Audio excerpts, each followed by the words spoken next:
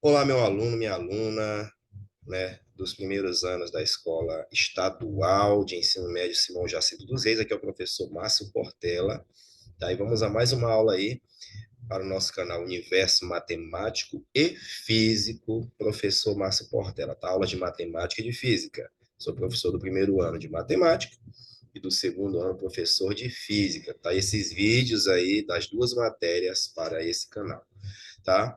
Vamos aí à continuação, tá, meus alunos do primeiro ano, tá? Vamos aí à última parte aí da aula sobre conjuntos, tá, beleza? Nossa última parte aí. E vamos e que vamos. Vamos nessa. Continuação 3. Nós já falamos dos naturais, conjunto dos naturais, falamos dos conjuntos dos números inteiros e dos números racionais. Vamos falar agora do conjunto dos números irracionais, tá bom? Por muito tempo acreditou-se que os números racionais eram suficientes, né, para expressar a medida de qualquer segmento. Entretanto, os pitagóricos descobriram que a diagonal e o lado de um quadrado são segmentos incomensuráveis, ou seja, tentaram de toda maneira ali medir esse segmento aqui que é a diagonal, aqui que está em verde, né, utilizando aí os números racionais que nós vimos na aula anterior, né, que é, né, um artifício para medir segmentos quaisquer. Aqui, aplicando o teorema de Pitágoras, diagonal ao quadrado é igual à soma dos quadrados dos catetos, tá, meu aluno? Então, veja aí, d ao quadrado igual a 2, a operação inversa da potenciação é a radiciação, então a diagonal é igual a raiz de 2 positiva, tá? Você vê que esse número aqui, né, como você já deve ter estudado em anos anteriores, ele é chamado de um número irracional, tá? Aí a aproximação dele é 1,41, 42, 13, 56, 23. Você observa que esse número, ele não possui período, né? Ele é infinito e não periódico, tá? Ele possui casas decimais aí infinitas e não periódicas depois da vírgula. Jamais encontraremos uma unidade de medida que caiba nesse número aí, tá beleza?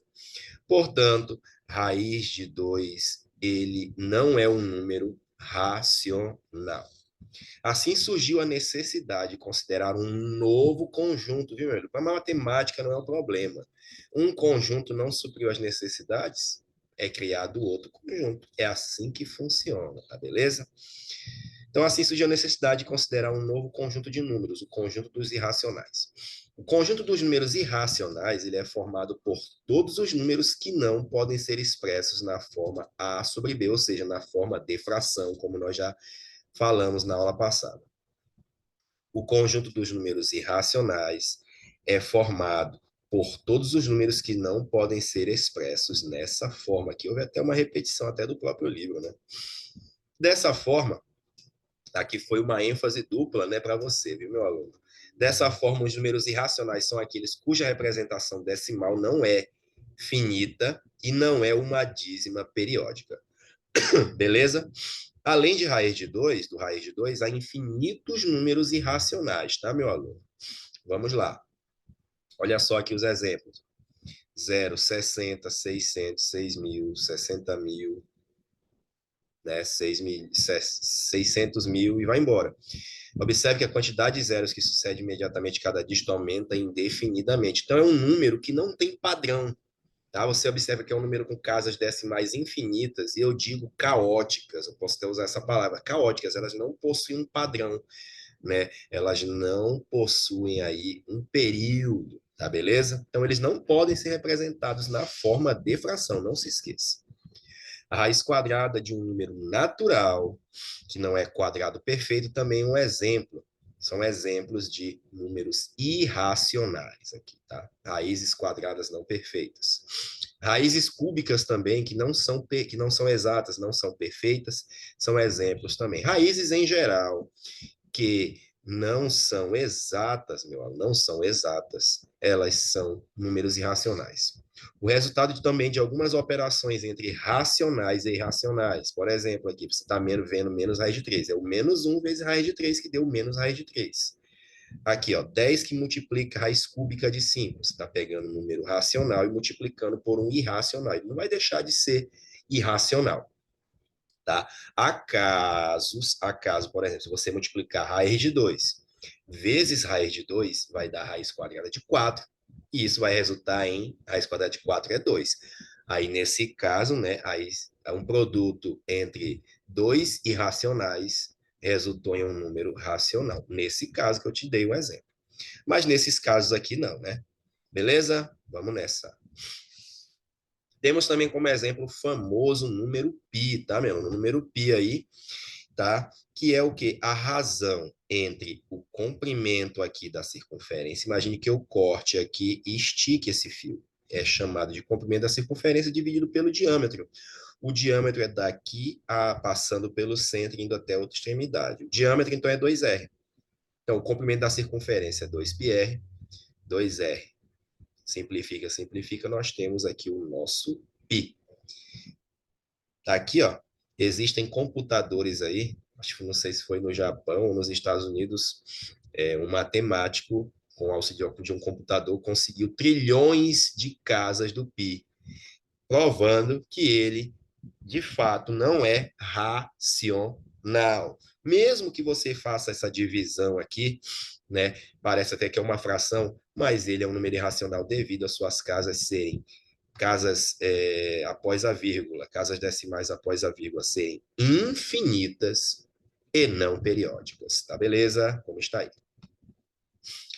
Nós temos também aqui um outro exemplo, o chamado número de ouro ou proporção áurea. Segundo o SAR 2023, o número 1,618,03398, ou o número de ouro, razão áurea, razão de ouro, também de divina proporção, proporção em extrema razão, ou divisão de extrema razão, todas essas nomenclaturas servem para representar um único e intrigante número, talvez o mais misterioso da história da humanidade, particularmente da matemática, o número de ouro.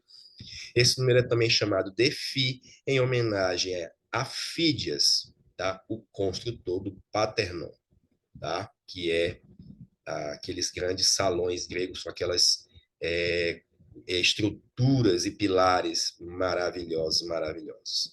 Tá aqui o número de ouro, como você pode ver. Essa aqui é a chamada sequência de Fibonacci, tá aqui, ó.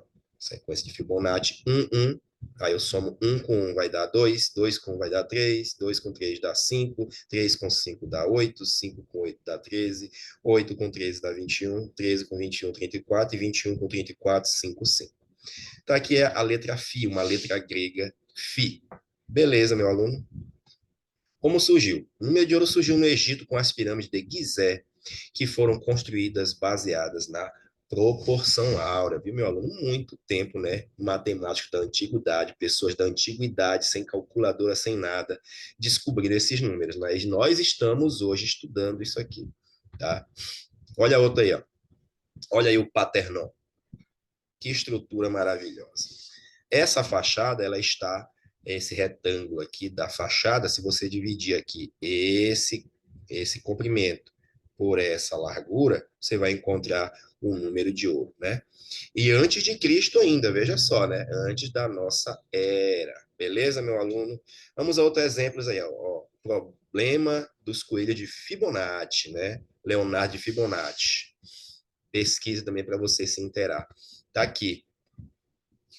Sobre casais de coelhos, né? Primeiro, dois casais ficaram ali para um casal iniciou apenas em um casal para se procriar. A cada 2 meses o coelho, né?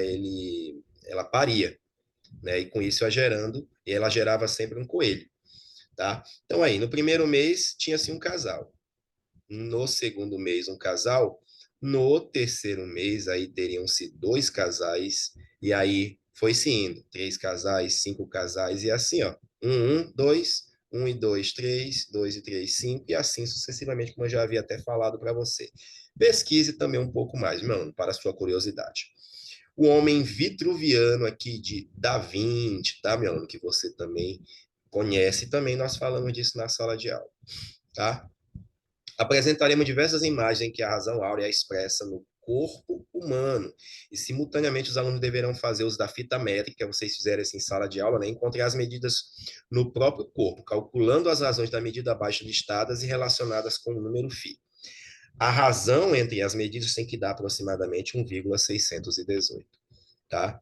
Ó, a sua altura dividido pela altura do umbigo, do braço dividido pelo comprimento do antebraço, aqui, o comprimento do braço pelo antebraço, tá?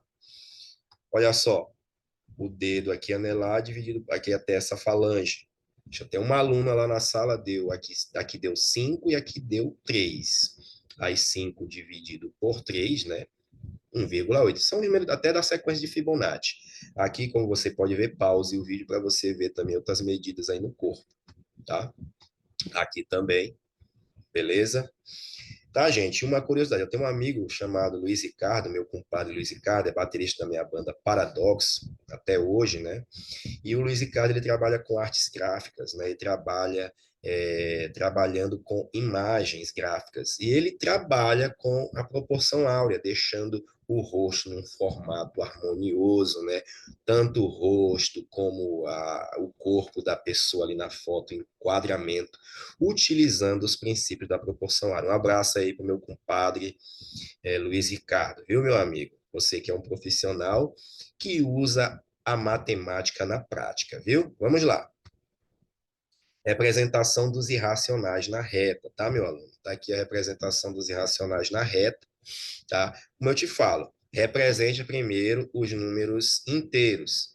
Depois dos inteiros, você vai representar, entre esses inteiros, você vai representar os irracionais. Beleza, beleza? Pause aqui, dê uma olhadinha bacana, tá? Bacana, bacana. Olha só, prosseguindo com a construção aqui, ó. Ó, raiz de um, aqui eu vou ter raiz de 2. Aí aqui é só jogando no teorema de Pitágoras. Um ao quadrado, 2, né? Beleza, olha aqui, agora esse cara aqui é um cateto. Raiz de 2 ao quadrado é 2 mais um dá 3. Raiz de 3 dá raiz de 3. Raiz de 3 ao quadrado dá 3, mais um ao quadrado dá 4. Raiz de 4 dá 2. E assim sucessivamente. Que se você for continuar, vai aparecer até o chifre do bode aqui, tá? O chifre do bode, ele segue essa matemática aí. Bacana? Vamos falar aí dos números reais, tá, meu aluno? O conjunto dos números reais, o que que é? É a reunião do conjunto dos racionais, que são aqueles que podem ser representados na forma de fração, com o conjunto dos irracionais, ele resulta em um conjunto numérico chamado números reais, representado pela letra R, tá, meu aluno? Então, aqui está um exemplo aqui na reta numérica. Todos os conjuntos estudados até então, tá? Eles são denominados números reais. Pause aí a tela, faça uma análise. Isso aqui também está no seu livro, tá? Conexões Matemáticas e suas Tecnologias, que é Grandeza, Álgebra e Algoritmo, que é aquele livro laranja, tá? Relação de inclusão. Tá aqui, ó. Tá? Você percebe que os naturais estão dentro dos inteiros, que os inteiros estão dentro dos racionais, tá? Os reais menos os racionais aqui vai resultar nos irracionais, tá? Mas aqui eu vou colocar um exemplo melhor para você entender. Olha só que legal. Tá aqui, ó. Os naturais, os inteiros, os racionais, os irracionais, né? E os reais aqui são todos esses anteriores aqui, como você pode ver, viu, meu aluno? Aqui, pause, né? E faça uma análise. Também tem um outro conjunto numérico chamado de conjunto dos números complexos, tá bom? E nele aqui vai estar incluída aquela situação das raízes quadradas ou raízes de índice par de números negativos, tá? Porque chega no momento que não vai dar de resolver dentro do conjunto dos reais. Então, criou-se esse outro conjunto. E além dos complexos, existem outros conjuntos que são baseados nos complexos. Tá beleza, meu aluno? Pesquise para você ficar informado, tá bacana? E aqui um resumo final para você entender. Todo natural é inteiro, né? Todo natural é racional, todo natural é real. Todo inteiro é racional, todo inteiro é real. né? Todo inteiro é real. E o dos irracionais aqui é um conjunto à parte. Então, o conjunto dos reais é o conjunto dos racionais, que são os caras que podem ser representados na forma de fração, com os irracionais, que e vem um prefixo de negação, não racional, né? Com aqueles que não podem ser representados na forma de fração. Esse aqui é o conjunto R, tá, meu aluno? Para você ver aí bacana, aí o diagrama ficou bem prático. Sempre ao final da nossa aula temos exercícios aí para você. Tá aí o primeiro, está no livro, já foi passado para você, tá aí, tá? Então tá aí o primeiro, tira o print. Tá aqui o segundo e o terceiro para você também tirar o print aí e fazer no seu caderno, tá bom? E só alegria, né? Mais um aqui para você também, tá? E obrigado, meu aluno, por acompanhar até aqui essa aula, tá? Próxima aula vai ser sobre funções, tá bom? Então aqui encerramos aqui os conjuntos, tá? Agradeço você que acompanhou até aqui. Muito obrigado e até a próxima. Valeu. Bom feriadão para vocês, viu? Até segunda-feira lá na escola.